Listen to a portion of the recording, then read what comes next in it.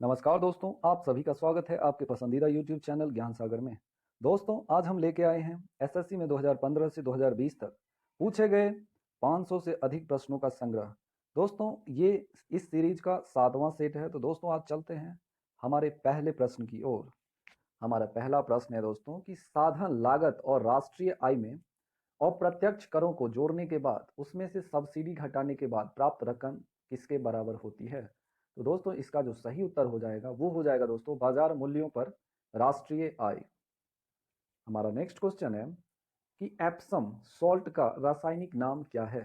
तो दोस्तों, Epsom salt का जो रासायनिक नाम होता है वो होता है मैग्नीशियम सल्फेट।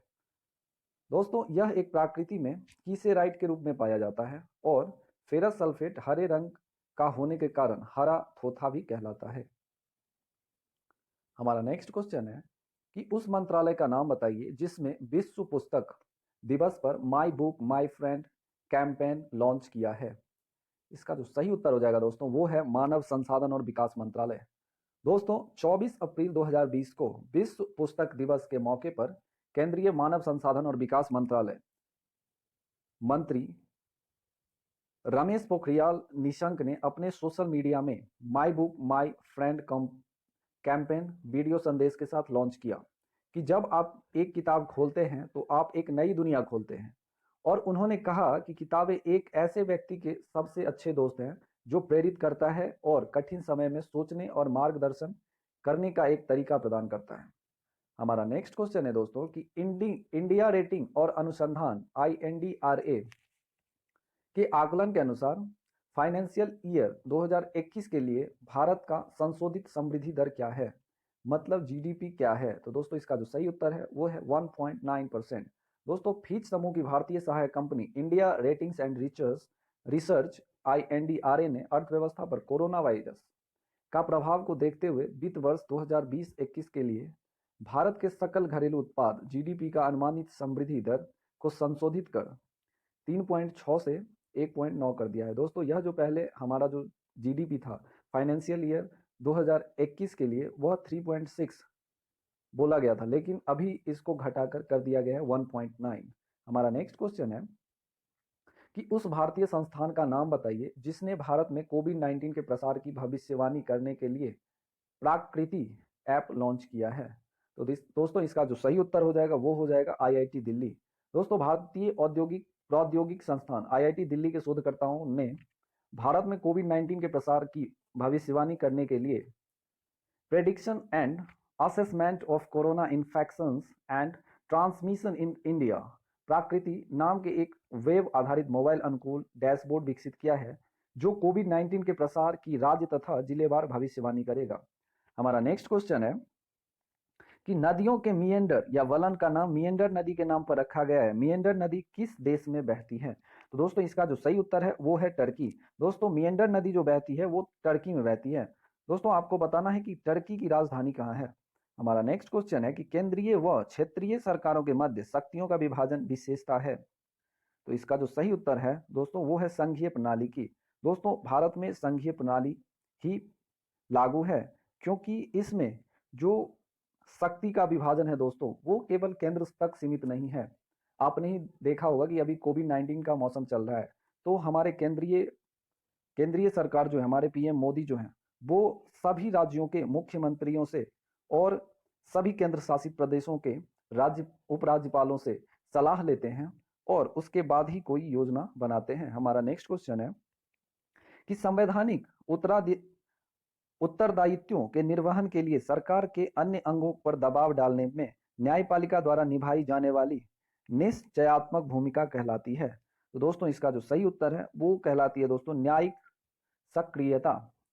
हमारा नेक्स्ट क्वेश्चन है न्यायिक पुनरावलोकन वाले देशों की विशेषता है।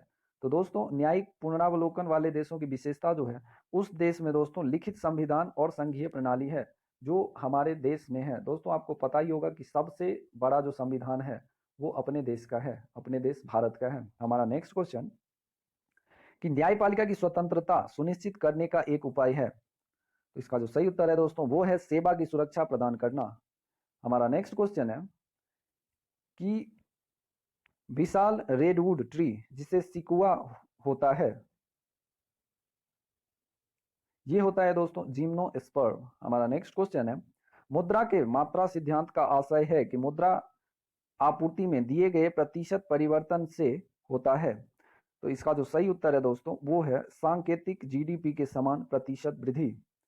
हमारा नेक्स्ट क्वेश्चन है कि सरकारी ब्याज से निजी निवेश में कमी आती है, यह विचार कहलाता है। तो यह विचार जो कहलाता है दोस्तों वो कहलाता है क्रोंडिंग ऑट। हमारा नेक्स्ट क्वेश्चन है, चालू मूल्यों को स्थिर मूल्यों में परिवर्तित करने के लिए प्रयुक्त डिफ्लेटर है। तो इसका जो सही उत्तर है दोस्तों वो है कीमत सूचकांक। दोस्तों चालू मूल्यों को स्थिर मूल्यों में परिवर्तित करने के लिए जो प्रयुक्त डिफ्लेटर है उसको क्या कहा जाता है, उसको कहा जाता है कीमत सूचकांक। हमारा नेक्स्ट क्वेश्चन है कि किसी घर में वाहन खरीद किसका हिस्सा है। तो दोस्तों वाहन जो हम खरीदते हैं वो हम अपने उपभोग के लिए खरीदते हैं, हमारे रोजमर्रा की जरूरतों को पूरा करने के लिए खरीदते हैं। हमारा नेक्स्ट क्वेश्चन है कि किसी भारतीय राज्य की पहली महिला गवर्नर कौन थी। तो दोस्तों आपको पता ही होगा कि भारत की जो पहली महिला गवर्नर थी वो थी श्रीमती सरोजनी नायडू। दोस्तों सरोजनी नायडू किसी भारतीय राज्य की पहली महिला गवर्नर थी जो 1947-1949 के दौरान संयुक्त आगरा एवं अवध प्रांत की गवर्नर थी। वह 1925 कानपुर अधिवेशन में भारतीय राष्ट्रीय कांग्रेस की दूसरी महिला अध्यक्ष बनी और ऐसा करने वाली पहली भारतीय महिला बनी थी।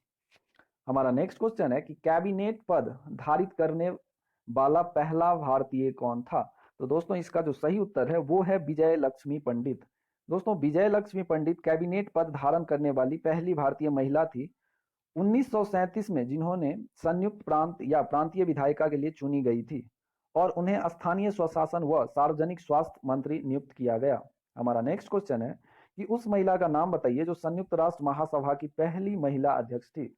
तो दोस्तों इसका भी जो सही उत्तर हो जाएगा वो हो जाएगा विजय लक्ष्मी पंडित। विजय लक्ष्मी पंडित दोस्तों 1953 में संयुक्त राष्ट्र महासभा की पहली महिला अध्यक्ष बनी थी। हमारा नेक्स्ट क्वेश्चन है कि इंडियन इंस्टीट्यूट ऑफ एस्ट्रोफिजिक्स कहाँ स्थित है। तो इसका जो सही उत्तर है दोस्तों Indian institute of astrophysics Bengaluru में स्थित है। हमारा नेक्स्ट क्वेश्चन है कि सूर्य चंद्रमा के द्वारा पूर्ण रूप से ढके जाने से पूर्व चंद्रमा की खुरदरी सतह के कारण ऐसा प्रतीत होता है जैसे आकाश में मोतियों की माला हो। इस अवस्था को क्या कहते हैं। तो दोस्तों इस अवस्था को जो कहा जाता है वो कहा जाता है बेली बीड्स। इस अवस्था को क्या कहा जाता है दोस्तों, बेली बीड्स। हमारा नेक्स्ट क्वेश्चन है नागेब मरुस्थल किस देश में स्थित है। तो दोस्तों नागेब मरुस्थल जो है दोस्तों वो इजराइल में स्थित है। हमारा नेक्स्ट क्वेश्चन है कि दलीय प्रणाली की उत्पत्ति किस देश से संबंधित है। तो दोस्तों दलीय प्रणाली की उत्पत्ति जो है वो इंग्लैंड से संबंधित है। हमारा नेक्स्ट क्वेश्चन है दोस्तों कि सामान्य धुआं से स्मॉग के विषय में कौन सा कथन सत्य नहीं है। तो दोस्तों इसका जो सही उत्तर है कि इसके प्रमुख घटक मोटर गाड़ियों और उद्योगों के उत्सर्जन पर सूर्य का प्रकाश पड़ने से बनता है। ये इसका गलत कथन है। यह शीत और आर्द्र जलवायु से बनता है, ये भी सही है। इसमें अपचायक प्रकृति के यौगिक होते हैं, ये भी सही है। और इसमें धूम, कोहरा और सल्फर डाइऑक्साइड होते हैं, ये भी सही है। दोस्तों बी सी डी तीनों ही सही है और इसका जो सही उत्तर हो जाएगा वो हो जाएगा ऑप्शन नंबर ए। हमारा नेक्स्ट क्वेश्चन है कि मैलाकाइट अयस्क से किस धातु का निष्कर्षण किया जाता है। तो दोस्तों मैलाकाइट अयस्क से तांबा का निष्कर्षण किया जाता है। मैलाकाइट तांबे का अयस्क है और लोहा का जो अयस्क है दोस्तों वो है हिमेटाइट, मैग्नेटाइट, लिमोनाइट व सीडेराइट। और चांदी का जो सर्वाधिक प्रचलित अयस्क है दोस्तों वो है अर्जेंटाइट। और एल्यूमिनियम का जो सर्वाधिक महत्वपूर्ण अयस्क है वो है बॉक्साइट। हमारा नेक्स्ट क्वेश्चन है कि स्पेन की विधायिका है। तो स्पेन की विधायिका का जो नाम है दोस्तों वो है कांग्रेस ऑफ डेप्यूटीज। हमारा नेक्स्ट यही था आज हमारा अंतिम प्रश्न दोस्तों। Thank you for watching my video. Have a nice day. और अगर आपको हमारा चैनल पसंद आता है, हमारा वीडियो पसंद आता है तो अपने स्टडी ग्रुप में शेयर करें और हमारे चैनल को लाइक एवं सब्सक्राइब करें। Thank you.